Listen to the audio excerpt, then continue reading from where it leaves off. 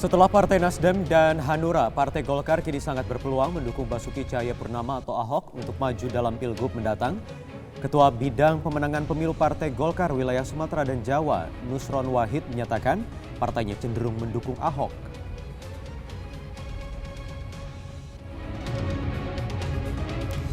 Ya, jelang pendaftaran Pilkada DKI Jakarta yang kurang dari 3 bulan lagi, sejumlah partai politik kini mulai mendekat ke Basuki Cahayapurnama atau Ahok. Lantas benarkah Ahok kini berada di persimpangan jalan yang harus memilih antara jalur perseorangan atau partai politik yang kini mulai mencoba untuk mendekatinya? Dan bagaimana juga nanti nasib teman Ahok yang sudah mengumpulkan hampir 1 juta KTP warga ibu kota? Saya ingin tanyakan langsung ke pendiri teman Ahok, Singgih Widyasono. Selamat malam. Malam, Singgih, apa kabar? Baik. Dan juga ada Ketua Koordinator Bidang Pemenangan Pemilu Indonesia 1 Partai Golkar, Nusron Wahid. Selamat malam. Assalamualaikum. Waalaikumsalam warahmatullahi wabarakatuh. Dan juga ada fungsionaris PDI Perjuangan Marwarar Sirait. Selamat malam, Bang Ara.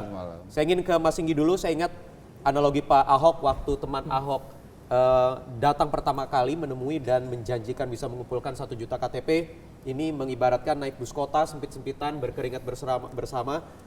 Kemudian seiring berjalan ini sepertinya udah mulai goyang memilih mobil mewah. Sebenarnya bagaimana Pak Ahok? Ya, sampai sekarang terakhir kita ketemu sama Bapak waktu acara teman Ahok Fair kemarin, beberapa minggu yang lalu Bapak masih optimis untuk maju lewat jalur perseorangan atau independen.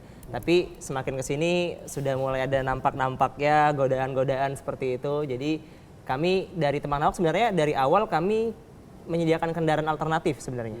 Menyediakan kendaraan alternatif untuk Bapak maju lewat jalur independen, andaikan tidak diusung oleh partai politik. Itu kan kekhawatiran yang teman-teman rasakan sih. Ketika Bapak nggak punya partai, terus harus kemana, tapi dia mau maju lagi di pilkada gitu kan.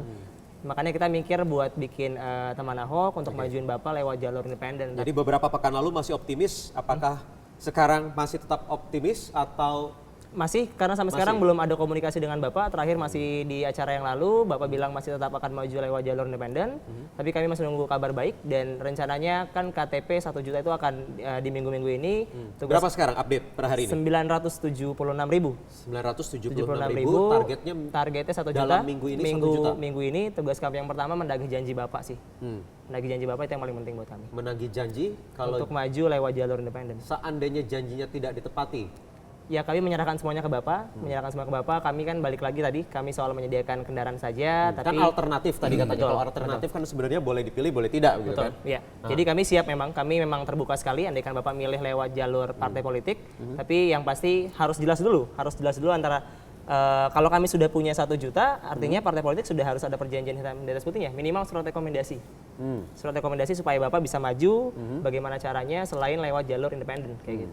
Artinya sebenarnya apapun putusan dari Pak Ahok sendiri siap dukung terus? Iya, kami dari teman Ahok siap mendukung asalkan Bapak tetap maju dalam Pilkada DKI 2017. Itukah kenapa kemudian teman Ahok juga menerima teman-teman dari partai politik untuk bertemu, bincang-bincang seperti Mas Nusron beberapa minggu lalu? Iya, dari beberapa kita bikin pertama memang kita terlalu terbuka dengan partai politik. Kita bukan anti partai politik, juga bukan deparpolisasi gitu kan. Kayak kemarin Pak Nusron datang ke tempat kami gitu kan, silaturahmi awalnya, terus menjelaskan simulasi bagaimana kalau independen, bagaimana kalau partai politik ada kurang dan ada lebihnya seperti itu. Jadi makanya kami memang terbuka sekali untuk partai politik siapapun yang mau bergabung dengan kami. Sebelum saya tanyakan ke Mas Nusron, jadi kemarin apa yang dibicarakan? Yang dibicarakan soal bagaimana simulasi sih. Simulasi kalau andaikan independen itu akan seperti apa dengan RUU yang baru, yang agak sulit. Terus juga pastinya Pak Nusron bilang bahwa mudah-mudahan Partai Golkar akan mendukung teman Ahok. Oke. Terus apalagi? Adakah juga katanya ada strategi-strategi yang dibahas? Apakah ada salah satunya strategi seandainya nanti Pak Ahok batal bersama-sama teman Ahok? Sampai sekarang dengan Pak Nusron kemarin masih memikirkan soal simulasi. Kalau nanti dikasih waktu sama Pak Nusron 2 minggu ke depan ya Pak, 2 minggu ke depan untuk memikirkan bagaimana 2 minggu ke depan. Pertengahan Juli untuk memikirkan bagaimana kalau teman-teman yakin dengan independen maju, kalau teman-teman tidak yakin ya kami ada parpol seperti itu. Kami ada. Golkar ada begitu maksudnya? Insya Allah. Sudah firm? Pasti? Di politik tidak ada yang pasti. Tapi bahwa tren kecenderungan menuju ke sana ada. Tren menuju ke sana ya? Menuju ke sana ada. Kalau saya katakan pasti, saya mendahului kehendak.